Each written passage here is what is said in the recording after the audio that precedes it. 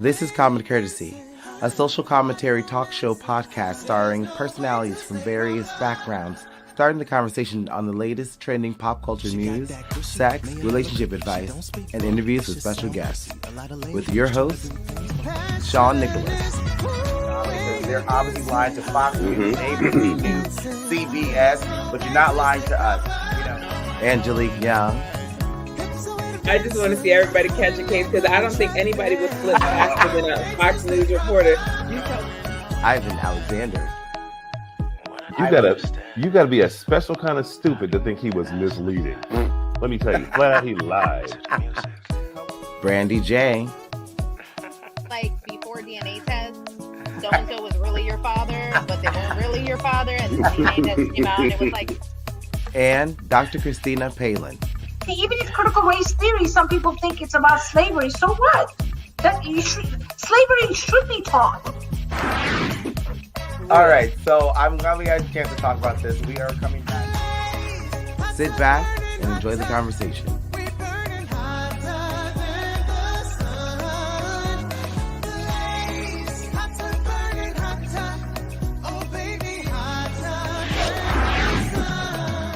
Hey guys, and welcome back to Common Courtesy. I'm your host and moderator, Sean Nicholas. If it's your first time watching or listening to us, this is a podcast for activists who are seeking equality and diversity in their mainstream media. Oh, there's Brandy. I was like seeing your camera go a little crazy over there.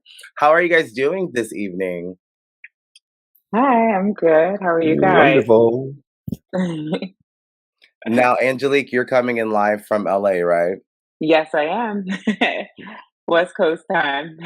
Hey, I'm glad you're here. And Dr. Palin, how are you? What's going on with you? Oh, just everyday things, struggling and trying to expose all the corruption in the government. It's a full-time job. It's an everyday job, and thank God someone's doing it, and it's you. And let's go to Ivan. Ivan, how are you doing this evening? Live and direct from St. Pete in the house. Ready to go. All right, we'll get to Brandy in just. Me too. I want to do a staycation. I learned that from someone this weekend, and this kind of brings us to our next topic. I'll say hi to Brandy in a second when she comes back, but I kind of want to get in our first topic because me and Angela was talking about this because we're talking about dating and interracial dating, and you're dating someone who's of a different culture. You also receive backlash from family members, friends, and coworkers. And then if you throw in your garden variety, everyday microaggressions, those are some of the few road bumps that you'll face when you are in dating outside your own race. And when I say race, I use quotations because I think there's only, the human race. So there's a lot of challenges and struggles that, you'll face. When, say, I date a lot of white men or Jewish or Spanish, you always kind of feel that, there's always something you'll face. You'll face, microaggressions from your own community, your friends. So I kind of want to ask you guys about a certain situation. I remember one time I was on a date with my ex-boyfriend, Liam, and we were at this, little club. And we were hanging out and having a good time. And this guy comes up and he starts hitting on me. And first he started hitting on him, but he started hitting on me. And it was as if we weren't in a relationship. And I don't know, I kind of want to ask you guys, have you guys ever experienced that? Oh, yeah, absolutely. It's something, actually, I've only ever dated inside my race, I think, twice in my whole life, technically. And one of my boyfriends was he was half white, half black. So, in my experience, it tends to happen, I think, to the person that is nicer. I think there's a hot one and there's a nice one, right? There's somebody who emanates someone who emanates the niceness, who looks like they're kind, welcoming, and warming. And then there's one person in the relationship who's the hot one, right? At least in my experience, I was always the nice one. So my boyfriends are always hot. So I was like, okay, I get it. But I've had several situations where I'd be at a bar, restaurant, or out and about hanging out, and somebody will see me with my boyfriend or see me there and literally go talk to him or go hit on him, go flirt with him. More than I'd like to admit, it happened literally at the bar where we're face to face, and someone will put themselves literally in between me and that person. And I mean, old school me, when this first started happening to me, I would like pull somebody by their hair and let them know. New school me, I started to realize that like I have to watch and see how my partner handles it, because I really want to know how they're gonna handle the situation. Like, do they handle Approach it with it. kindness? Do they flirt back? Do they tell them, hey, like, that's my partner right there, you should meet them? Like, I have to commend my ex for that, because it was more than I like to admit. Like I said, it would happen to us at the bar. They would see me with him and they would either think that he was a fan of me when I'm in drag, or that because I was not very, like, in my own opinion of myself, I didn't think highly of myself back then. So I didn't think I looked like a threat, I didn't think I looked like somebody who people would be intimidated by or scared to come interject with. So they would come in front of him and he'd have to be like, hi, this is my partner. Like, just so you know, that's my partner. Now continue. What were you going to ask me, And for that, I really did always appreciate him. But I've had relationships in the past where, like, my one ex, who was half and half, he literally would indulge in it. He would get a kick out of the flirtation, or a kick out of the like, me being me at the time. I was confident with myself and what I brought to the table. I also knew that he was coming to sleep in my bed at night, so I really didn't care. Right. But in that same instance, it is very annoying. It's very freaking messed up to be out with somebody and have that level of disrespect. I didn't understand my worth back then, so I didn't really attain to it the way I needed to. But I think nowadays it's very much a turnoff for me. Like, if somebody interjects, it's a strike for them, and if he doesn't like adjust the situation immediately, it's a strike for him too. Hello. And at that point, I don't deal with 3 strikes. Once you get to 2, I'm done. So that's me personally, though. Yes. So this is the first time I've ever dated anyone, outside of Armenian. I want to say, someone who's not from my culture. I haven't really looked at it like as a race. I've never kind of, evaluated as white versus black. But right. Being in an interracial relationship, my eyes have opened so much, and I have to say, I mean, it's both ways. We've been subjected to, in his community, girls will be like trying to kind of get you to say, well, he's just a player, not gonna, end up with you. And then with him, when it comes to him, and they're in, in a private conversation with him, these are just like his, friends from his neighborhood, and they'll say things like, well, like, why would you go with a white girl? Why, what's the deal with that? Why, you couldn't find someone, one of us, or, that kind of stuff. And these are people that he grew up with. So, and the same thing goes with me. I mean, one of somebody who was working on the campaign made a very unreal comment to me, knowing that I'm dating him, saying that, she would never let black be come inside her. Oh my God. My God. Oh wow. I'm like, you didn't just say that. I know that I didn't hear that. I can't believe you just said that, but okay. I know. But that's the situation. That's the situation. And this is somebody that was just like so, deferential to me, someone who really, looked up to me as far, with the campaign and stuff. But for her to have that kind of vulgarity because, of the interracial relationship that I was in, it was just really shocking. So, I mean, both of us have found it, he's surprised. I'm, very surprised.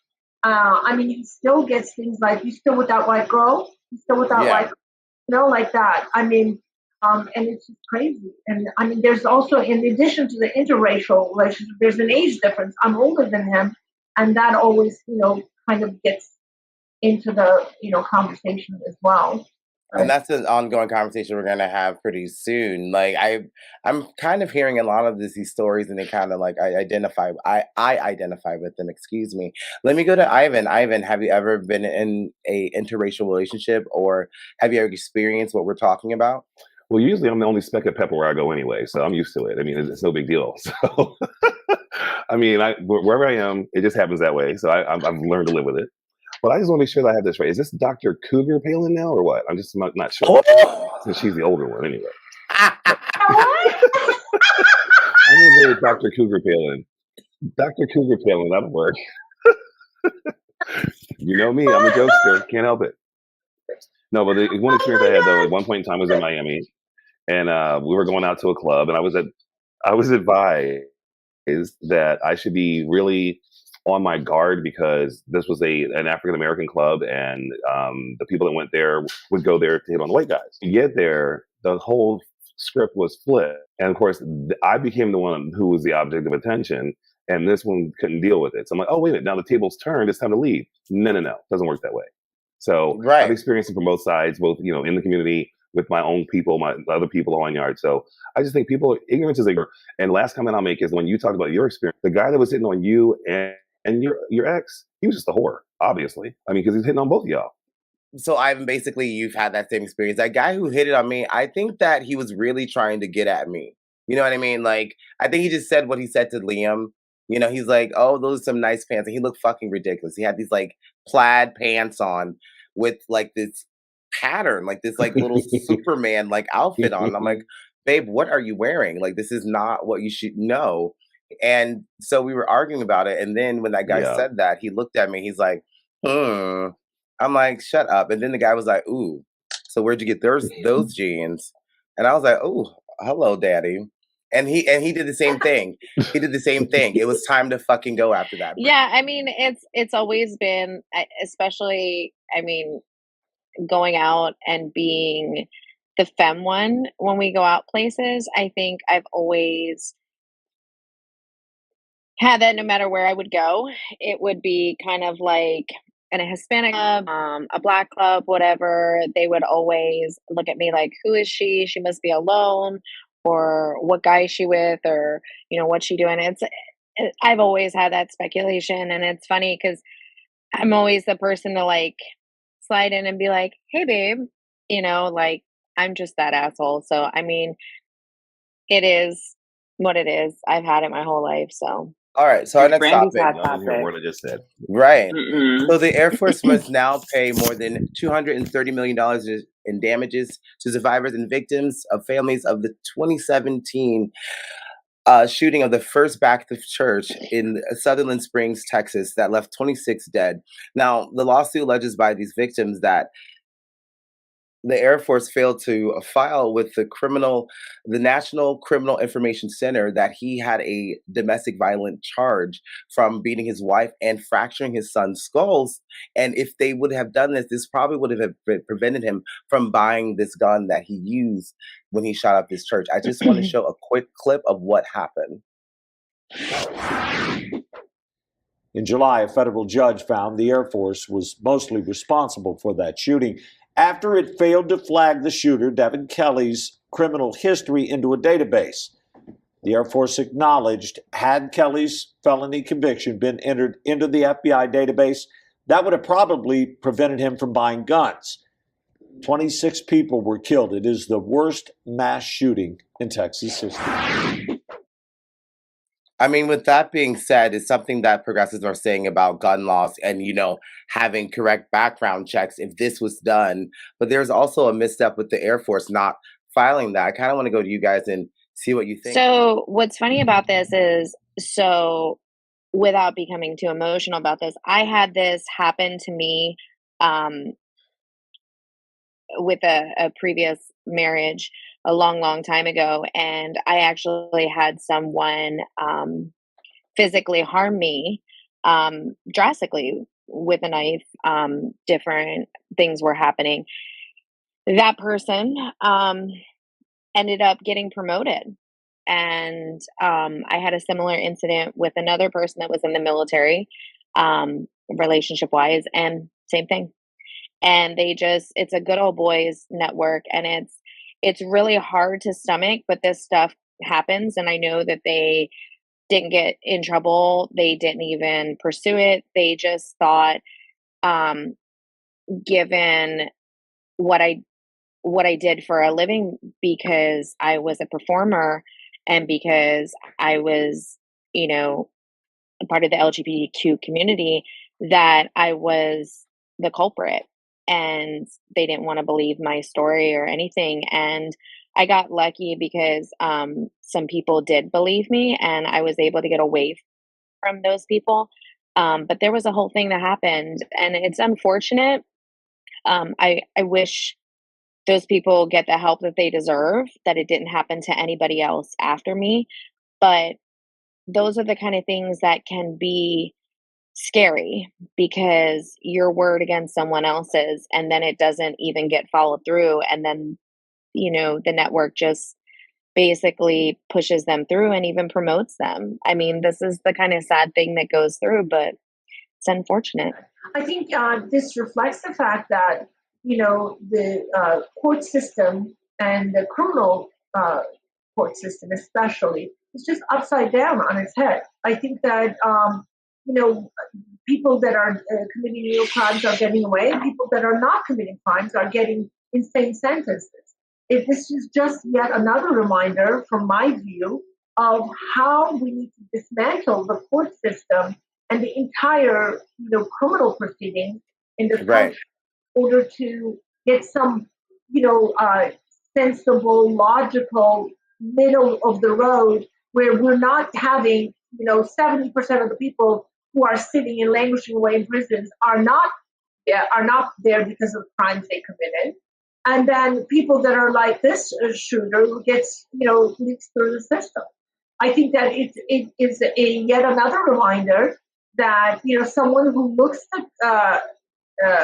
who has the look, who has the credentials, who has the privileged background, he's in the Air Force, is to, they're going to be more likely. You would never see a Black man who's from, the street that sneaks away. I just, I don't see that.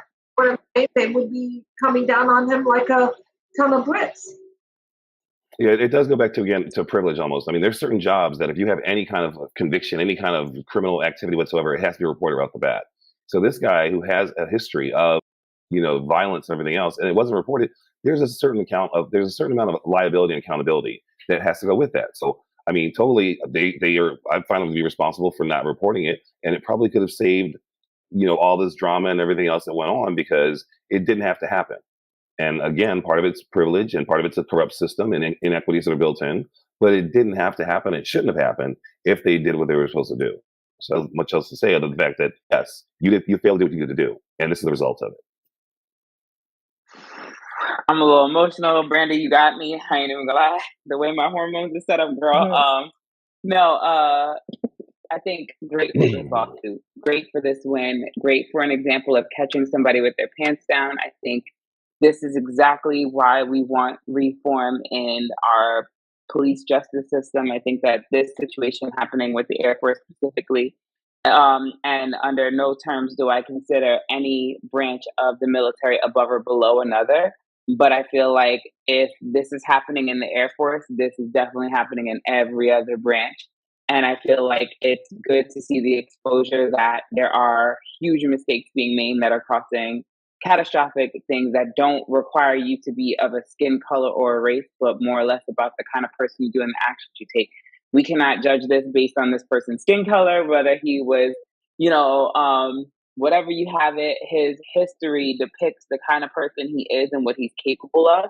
And they ignored that. And yeah, they got away with it for a few years, but it has literally just snowballed into a 10 times worse situation. So something they could have handled then that would have completely deferred or stopped any of these things from happening in the future, at least lightly, they wouldn't have taken the blame for it. But because they did what they thought was a solid for one of their boys, this is what they're paying out for. And I think this is not even a third of what they should pay out. The back pay on that should go to every single person, and each person should get that money. And it shouldn't be a debate over whether or not they get the fact that they lowballed them after they came. I don't know if you guys read this in the article, but they actually sent back an offer for a lot less. They were like 68 million was all they were going to get initially. They were like, that's all y'all deserve. We made a mistake and we're owning up to it, but this is all we're going to give you. I think in that kind of situation, that's like if somebody came to me and told me that my son or my daughter sexually assaulted someone, I would not want to put them in jail. Like, I love my kid. I would love somebody in my life, but if you do wrong, you need to own up to the consequences of it, however serious or severe they may be. You know what I mean? It's not that I don't love you. It's not that I don't care about you. You made a mistake and I cannot protect you from every mistake you make. I cannot be there to do that. And so the Army, what they're doing, not the Army, the Air Force, what they did and that, how many other people did they let that physical abuse slide? How many women or men are battered and beaten and not even in the land of belief because you guys took that power from them? Think about that on a deeper level. Like those Right. people that were hurt, not only did you save that person from the pain that they should have felt in giving their ear for an ear, eye for an eye moment, they should have been went to jail. They should have been went to probation or court or therapy or something ordered for them. And now you have literally bygone them. Now there's almost 30 people gone, like 26 or 27. There was it 28. 26. 26 people dead and 3 injured, right? Because one was pregnant. Oh yeah, that's right. They counted the extra person. Right. So it's like, that's crazy. Like this is your doing. This all started with you allowing him to abuse people and thinking he had the right to do so. It's exactly why we tell people, like, you have to tell people when they do something wrong to you, you have to let them know they're wrong. Because if you don't let them know they're wrong, then they'll think every single time they do it, they were right. They will use the excuse that, oh, this person let me do it, or this person did it, or that person happened. Mm-hmm. Think about that. That's literally how they think. They get away with it every time, so they think it's just an excuse. And it's a piss poor excuse, but no good deed goes unpunished, so punish everybody when they need to be punished, and that's how I see it. Right. I'm sorry, I didn't want to cut you off there. Real quick note, it wasn't 68 million. The Justice Department proposed the Justice Department proposed 31.8 million as their original figure. Even more of an insult. Not 68 million, 31.8 million was what the Justice Department had proposed as a settlement. So that's a more insulting joke, to say the least. Yeah.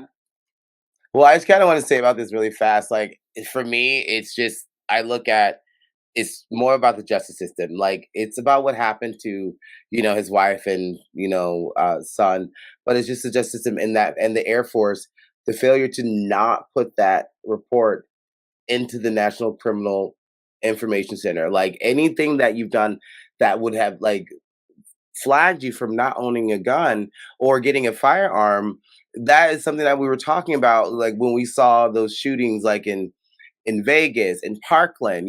This person has a mental issue. Not only did he, beat his wife, but he also threatened superiors. So, I mean, it's more about these people. It's accountability, and I agree with Angelique, how many more people that they're not reporting to, because I see that they didn't want him to have any criminal, like, problems of living as a civilian. And I know the Second Amendment is very important to people. And I think, and I'll say Republicans, it was very important to them. And I'm very happy that in this story that somebody saw this and they were shooting after him. That's what, like, the Second Amendment is for. When someone's being attacked, that's the right, like, it should have been a cop that's chasing him. But this dude, I don't know. I don't understand how they did not put this in the database. Because if I have to stand in trial for, or accountability for everything I've done, I think he deserves to too. And especially when he's dangerous, because, he could have killed someone. He did. He did. It's just, it's senseless. Yeah. It's senseless. It's senseless. And I honestly I didn't know I wasn't get worked up too, but this just didn't need to happen. It didn't need to happen. I think people need to do their jobs. And we're going to move on to our next topic. All right. So the next topic I want to get to, I want to talk about the actress Awkwafina, who was recently called up for using a Blaccent accent in her roles. And she was recently nominated for an NAACP Image Award for her work in Raya and the Dragon. So I just kind of want to, show a little video of what they're talking about when they say Blaccent and Awkwafina. All right, here's how we play. Red is money, okay? Follow the queen. 3-card Monty. Okay? Follow the queen, live your dream, but don't sleep. Don't sleep, because she might disappear. Saw that? Sweat, right? Yeah. She came back, though. She likes you. All right, let's hit it. Okay, so I kind of want to go to you guys, because I kind of have another opinion about this. Like, do you think she deserves this backlash? Is she appropriating from a culture, or is she appreciating it? Honestly, I mean, I think it's ridiculous. She's an actress. She's playing a part. She's doing her thing. And it's like, okay, so what's the difference between her doing it, except for the fact that this person's going to be a black person? But what's the difference between her doing it and Oprah leaving her professional mode and going, come on now, girl, what am I talking about? I mean, seriously? Is blackish is what, when you want it to be blackish and you don't want it to be blackish when somebody else does it? It's, to me, it's ridiculous.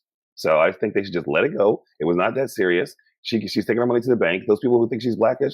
Let's look at, for example, Angela Johnson, Bon Qui Qui. Really? Now, if you've ever seen her stuff, I mean, she does a lot of stuff that can be considered cross every freaking border and zone there is. And she's Mexican. Okay? But Banquiqui is a typical, stereotypical, welcome to King Burger, we can have it your way, we don't get crazy. Okay, really? Banquiqui. So my whole thing is, people get over it. All this PC crap is ridiculous. And to call somebody out for doing that, I think it's a joke. It's ridiculous. I feel the same way Ivan does. I mean, it's just, there you have it. I mean, if she was not in a, in a movie, I can understand. But I mean, it just makes no sense at all. It's just the overkill.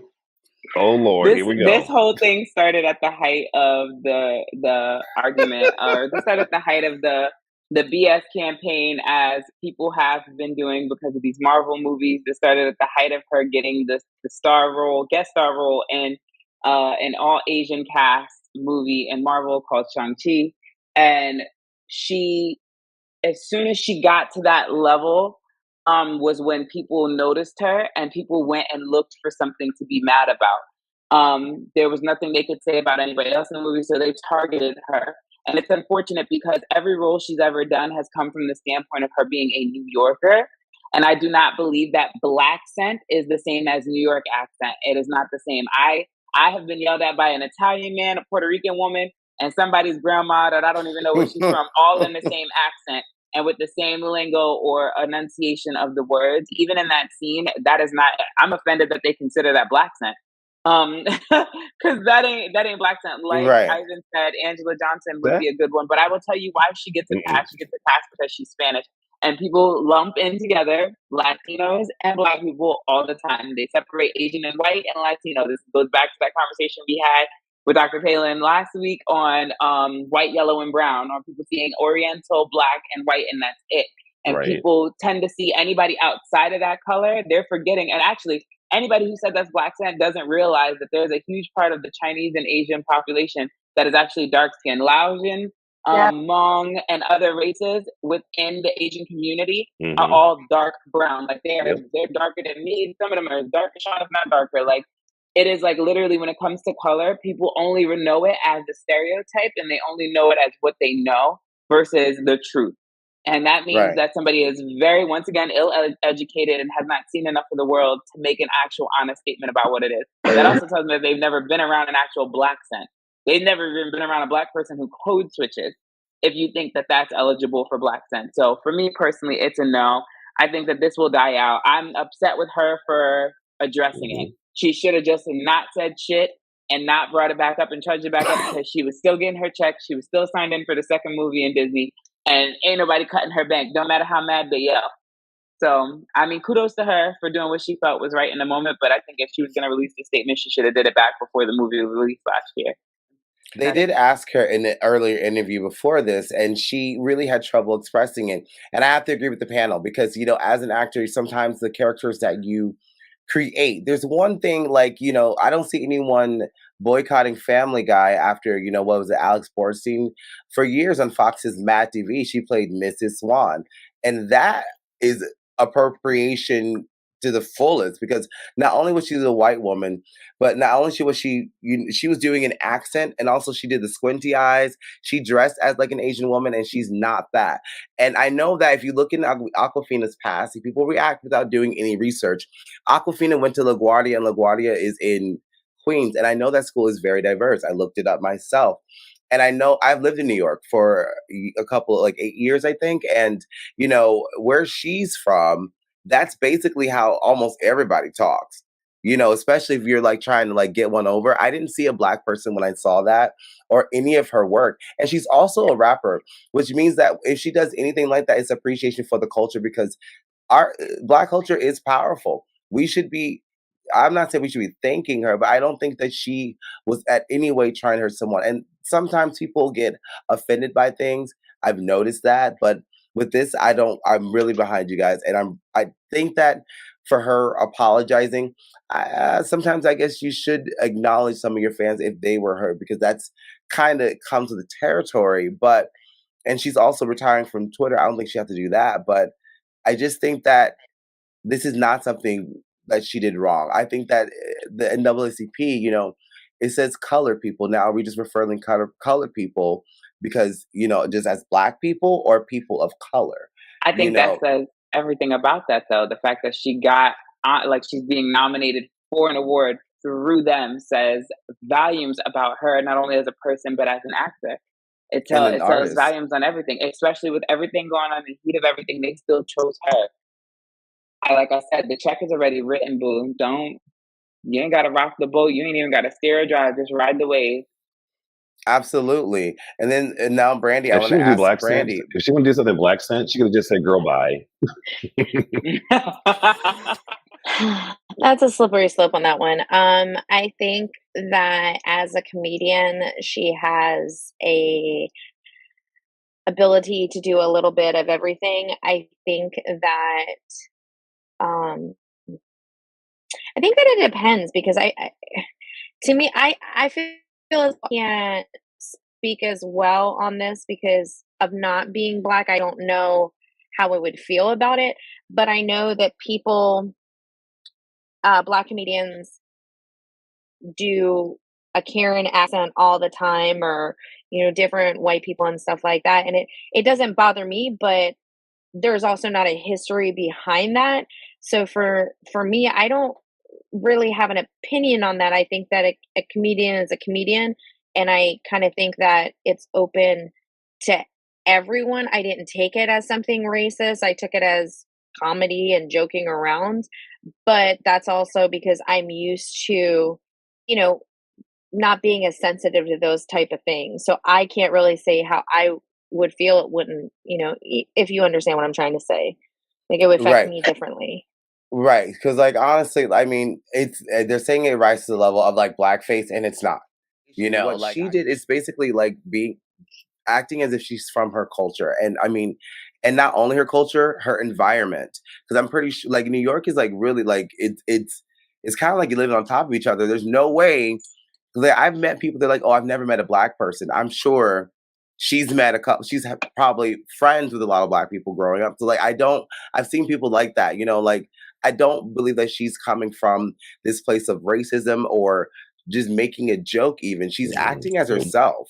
I don't know. I mean, because I've seen Asian people act any kind of way, and it's kind of like when you tell a white person. Well, honestly, no, I'm going to cut you. I mean, honestly, I would have more of an issue with her name being Awkwafina. I don't know any Asian person named Awkwafina. Where'd that name come from? Is that her real name? I don't think so. No, her name is Nora Long. With that than what she did in that movie. Yeah, I mean, I don't know. Exactly. That's Awkwafina. Where's that coming from? The hood?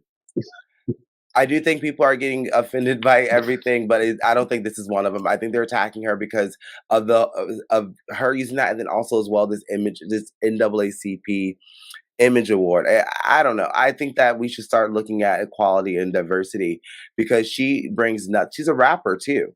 So I mean, she brings nothing but enrichment to America and to the culture. She's not using it to just make money. This is just actually who she is. How about looking about this at the simple fact that she's a successful Asian woman in this industry, and she's doing this as a new person. She's doing this as someone who was born here in America, not an Asian superstar that came from China or Japan or one of those countries and came here and became an American sensation later in life. She started her career here. She worked here. She did the work in the time here between New York and LA and built a career off of it. I think people are forgetting this woman has a TV show that's successful into multiple seasons. She's done multiple movies. She's done side appearances. Yep. She's about to be featured in Disney's The Little Mermaid. She's gotten accolades based on her ability to act, plain and simple. And for anybody to degrade that or take away from her is simply just bullshit. Let's call it what it is. You people are mad about something that you didn't get because someone else is getting it for the first time. Give this girl her roses and let it be done. And I hope she comes back and snatch another one later. Maybe she get an Oscar nod too. At this point, I'd be on her team to give her an eagle just for breathing. You gotta stop. We're at that point now where it can't be. It's all colors. Like we said, it's got to be. Everybody's got to have their time to shine.